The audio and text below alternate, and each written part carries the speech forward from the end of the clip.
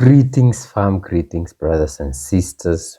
Wow. We're hoping that you're doing well. And by the way, it's been quite some time since we talked about Uganda and the president of Uganda, President Museveni. And hey, this guy just a day or two ago, we saw him, apologizing to the people of Uganda for anything, acting or anything that he must have done in the span of the 39 years that angered the people of Uganda. But let's go back to Monday, 26th May 2025. We saw Uganda cutting military ties with Germany amid diplomatic ties. And why did they cut ties? Uganda has officially suspended all military cooperations with Germany, accusing Germany ambassador Matthias Schoer of engaging in subversive activities and supporting anti-government groups. The Uganda People Defense Forces made the announcement following intelligence reports, making a sharp escalation in diplomatic tensions. And the Uganda People Defense Forces claims Ambassador Schoer was involved with the so-called negative and traitorous elements within Uganda, allegations that stem from a private meeting with President Museveni's brother. Imagine, President Museveni's brother. Do you know Museveni has his son in the military? Then there are lots of things because he doesn't trust. There are even the ministers. You find the wife is some minister or something. So during that meeting, Shoa reportedly criticized the online behavior of General Muhoozi Kainerugaba, that is the president's son and the chief of army. Germany, which has yet to respond publicly, has long supported Uganda with military logistics and technical assistance. Bilateral trade between the two nations reached over $335 million in 2023. I thought Uganda didn't have any military base. Or this is just a cooperation. Because I remember Museveni saying what happened, especially with the UK and the US military. Like, he said that when these people have their own contract where if someone does something bad, even kill someone in your country, you cannot prosecute them in that country. You have to ship them back. So the sudden fallout threatens a decades-long partnership and underscores growing international unease about Uganda's political environment ahead of 2026 general elections. I wonder whether Museveni will still run for presidency or he'll give to his son. But anyway, we normally celebrate anything that comes from ending military ties with Europe and the West. We normally celebrate that.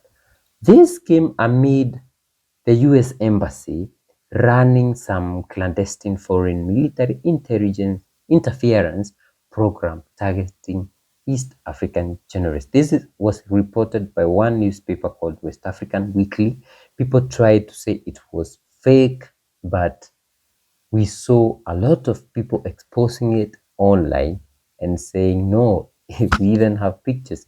And what they did is they were told you have to, there's a way that they take your phones. They are told, do not take pictures. But there are still people who took pictures maybe outside the embassy. So the United States Embassy in Kampala, Uganda, is actively involved in foreign information manipulation and interference. This is what the online paper reports.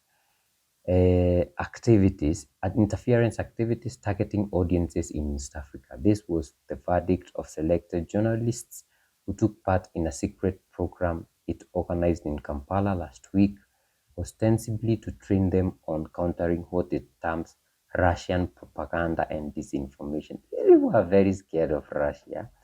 The clandestine program, where participants were electronically surveilled to ensure they recorded nothing, took place between Monday 19th May and Friday 23rd May 2025 under the theme Understanding and Countering Russian Propaganda and Disinformation in Uganda. Would you even go for that? Man, but I think when you are very poor. Money is the problem. I mean, poverty is the enemy, we say. And some guys went, and fully funded by the US Embassy, the program was organized under the banner of the Kampala-based NGO African Institute for Investigative Journalists, which does not belong to Africa or what? Which receives funding from the US Agency for Global Media USAID, Open Society Foundation, the foundations. So this receives from the US Agency for Global Media. That is just something to fund so that, it can spread their narratives. USAID, Open Society Foundation, the European Union, and other foreign funders linked to foreign intelligence networks. The participants were journalists drawn from Uganda and the East Africa sub-regions. The non-Ugandan speakers and facilitators at the secret event were Public Affairs Counselor at the US Embassy Uganda, Ellen B. Massey, Research Fellow at the Africa Center for Strategic Studies, Mark Duexen, Director at the International Public Institute, Caitlin Daring Scott, and Country Director at Konrad Adenauer Stiftung, Anna Reisman. Each one of these names is currently active in the US Secret Intelligence community. Wow. And here they have the whole, schedule of activities. They are talking the training program, and it has even the times and what they'll be, doing. Introductions and setting expectation for the training, introduction to propaganda and disinformation. But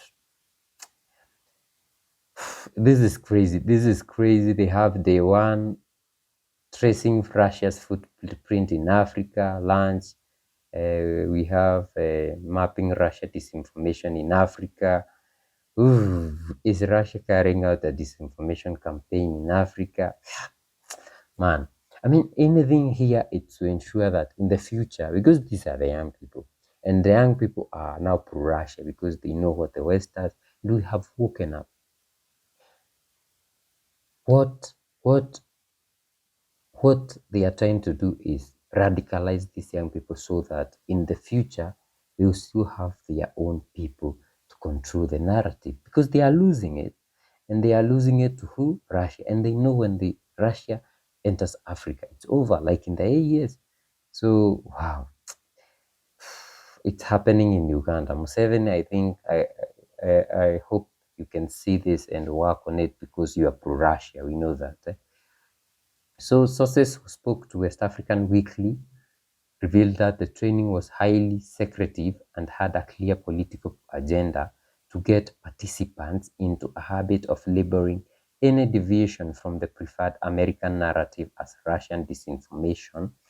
A Ugandan participant told West African Weekly that participants were warned not to reveal anything discussed during the sessions, and all mobile phones and devices were monitored with gadgets to make sure that no videos or recordings were captured. And a participant said, we were warned not in any way to not in any way disclose the information or what happened at the training. Some of us were promised goodies, and that will be given trips to the US soon. Other journalists who took part in the training program also complained about aggressive monitoring and being treated like animals throughout the week-long event, adding that they were vehemently discouraged from documenting anything they saw. The sessions focused heavily on Russian news platform RT and how to identify and oppose its narratives. Wow, wow, wow, wow. This is not very, very good. This is not very, very good. But the good thing is, the African young person has woken up. That's why we are talking about it. That's why even when they try to stop, this, people released it. We even have the program because people took photos, and we are here.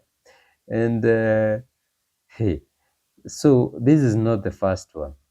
In a manner closely resembling last week's event in Kampala, the Foreign Intelligence Frontcam NGO hosted a group of 10 Nigerian journalists at Kempinski Gold Coast Hotel in Accra, Ghana for a clandestine week-long program on Russia, FIMI, and disinformation. Just like Kampala last week, the participants in Accra were told not to publicly reveal anything about the program or their participation in it. And they were also forced to sign a non-disclosure agreement. But we have the information. We know it now. Following their return to Nigeria, they were each tasked with producing one story every 3 months for the purpose of labeling specific journalists, social media voices, activists, and politicians who express opinion not in line with the Western narratives, propaganda in Nigeria as Kremlin sponsored and Russian backed. According to the contract agreement cited by West African Weekly, each journalist was to be compensated a sum of £1,000 per story, alongside strict instructions to never disclose that the stories were sponsored. Wow, and there's an email. This is raising concerns across the continent about foreign control of African narratives. And the problem is they are using our people. So, guys, can you allow yourself to be used? And that's why we even talked about some lady from Kenya who is being used by this to talk about the Sahel. I mean, you're not in the Sahel, but you're talking about the Sahel and saying how the people are, being mistreated and all that. The president is a dictator. They are losing that to terrorists and all that. But we are winning. That is the big, big, big, big thing. We are winning. So, guys, let us know what you think in the comment section. If you like to support us, we have me a coffee link in the description and on your screen. We'll see you in our next video.